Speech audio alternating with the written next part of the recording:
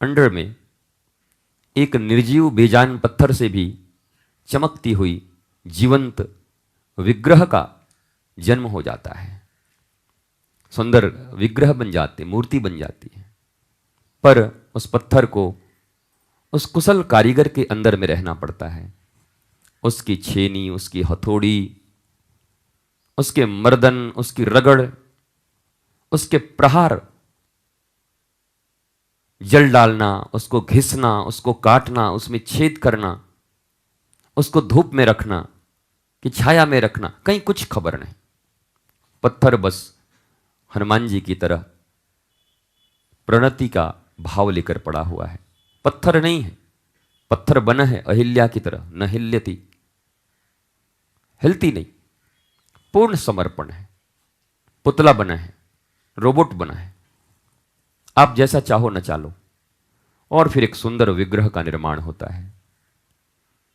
और लेखक कहते हैं, संत कहते हैं, कवि कहते हैं कि फिर वही विग्रह लाखों करोड़ों लोगों के पूज्य बन जाते हैं। करोड़ों लोग उस द्वार पर जाकर अपने शीश को झुकाते हैं। लेकिन उसके पहले, उस मूर्ति के पूजने के पहले, उस मूर्ति को भी, उस पत्थर को भी बहुत कुछ सहन करना पड़ता है। उसे निखारने के लिए, स्वयं को निखारने के लिए अपने आप को पूर्णतः उन हाथों में समर्पित कर देता है वो पत्थर जिनके विषय में वो अनजान है। लेकिन उनके हर दुख, हर कष्ट, हर प्रहार को मुस्कुराते हुए सहता है कि मुझे एक दिन विग्रह बनकर मंदिर में स्थापित होना है। जिनकी चाहत ऐसी होती है कि मैं भगवान के चरणों में चढ़ जाऊं, भगवान का प्यारा हो। आजकल तो भगवान के प्यारे हो जाने का मतलब है मर जाना। लोग कहते हैं भगवान के प्यारे हो गए, तो क्या जीते जी भगवान के नफरत वाले थे? तो ऐसी जिंदगी जी के भी क्या किया उन्होंने? हमारे बोलचाल की भाषा भी धीरे धीरे अजीब होती जा रही है। मरने पर ही राम नाम सत्य होगा, जीते जी रावण सत्य है। मरने के बाद ही भगवान के प्यारे होंगे, जीते जी भगवान के दुश्मन हैं। ये बातें भी अजीब हैं, बरसों से चली आ रही हैं और हम भी दोहराए जा रहे हैं। पर कभी भी कोई एक प्रज्ञावान व्यक्ति जब इन शब्दों पर विचार करता है तो उसको एक बड़ी हंसी आती है भीतर से कि मरने के बाद सत्य है तो जीते जी क्या हुआ? और मरने के बाद तो कुछ बचा ही नहीं, सत्य होके भी क्या होंगे? जब कुछ बचा ही नहीं तो सत्य है कि असत्य, हम क्या करें? हमारा ये दुर्लभ मनुष्य शरीर विनष्ट हो गया, मिट गया।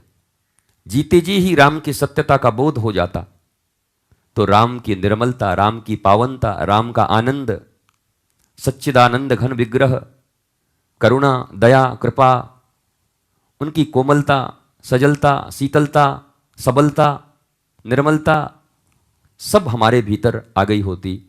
लेकिन मरने के बाद सत्य है, और मरने के बाद भगवान के प्यारे हो गए। काहे को प्यारे हो गए? भगवान को, यमराज के प्यारे हो गए और यमदूतों का डंडा खा रहे हैं। यमदूत कपड़ा खोल खोल के पिछवाड़ा लाल कर रहे हैं और कह रहे हैं भगवान के प्यारे हो गए। तो बहुत अच्छी बात है। 70 साल तक तुम दुष्टता करो, 70 साल तक तुम कामांध बने रहो, 70 साल तक तुम अपनी मर्जी से चलो और मरते के साथ तुम भगवान के प्यारे हो गए। भगवान के अंधे हैं हमारी तुम्हारी तरह कि तुमको प्यारा बना लेंगे, भगवान के प्यारे हो गए। तो बातें भी कभी कभी असर डालती हैं। हर मरने वाले के प्रति इतनी अच्छी भाषा का प्रयोग समाज को धीरे धीरे पता नहीं कहां ले गया। हमने देखा है जब तक जीते जी तो बहुत गड़बड़ियां रहती, मरते के साथ अब मरने वाले का क्या बुराई करें, बड़ा अच्छा आदमी था। नहीं कहो बड़ा बुरा आदमी था। अगर यही बात रावण के ऊपर लागू कर दें हम लोग, रावण तो मर गया है तो क्यों कहें कि बुरा है? कहते हैं कि अच्छा आदमी था बेचारा। कंस को भी यही कहते हैं, जितने एविल्स डेविल्स हैं उनके विषय में भी यही कहते हैं। उनको तो बड़ी गालियां देते हो, उनको तो बड़ी जलाते हो, उनको तो बड़ी तीर मारते हो, उनका तो हर दुर्गा पूजा में बरछा भाला लेकर के माँ दुर्गा से उनकी वध करवा देते हो।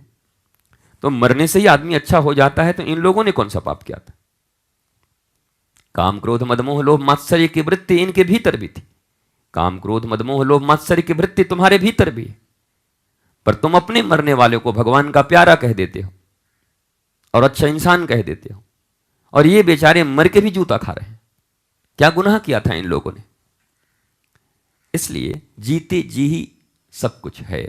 मरने के बाद सनातन धर्म में पुनर्जन्म माना गया, सब कुछ माना गया। लेकिन मैं ये कहता हूं, वर्तमान समय जब तुम्हारे पास उपलब्ध है आज, तो तुम मर के फिर जन्म लेने का इंतजार क्यों कर रहे हो? इतना दुर्लभ मनुष्य शरीर तुम्हें मिला हुआ, और ये मैच गोइंग ऑन चल रहा है, रनिंग मैच। तो रनिंग मैच में तो कुछ कर नहीं पा रहे हैं, नेक्स्ट मैच में मैं देखूंगा। अरे नेक्स्ट मैच में क्या झंडा गाड़ोगे? अभी चल रहा है, अभी अवसर है तुम्हारे पास, अभी तुम सजग हो सकते हो। जो काम अगले मैच में करने वाले हो अभी कर सकते हो। इसी समय अपने आप को समग्रता के साथ उस मैच में प्रस्तुत करके आप कुछ भी कर सकते हो। पर कल पर टालने वाली आदत, अगले जन्म में टालने वाली आदत और बाद में देखने वाली आदत, यह हमारे वर्तमान को नष्ट करती, और सिर्फ वर्तमान को ही नहीं, हमारे मनुष्य जीवन को ही नष्ट कर देती। इसलिए यह सबसे श्रेष्ठ है। सनातन संस्कृति से जुड़ी और भी वीडियोस को सबसे पहले देखने के लिए सनातन भारत टीवी चैनल को सब्सक्राइब करें और बेल आइकन जरूर दबाएं।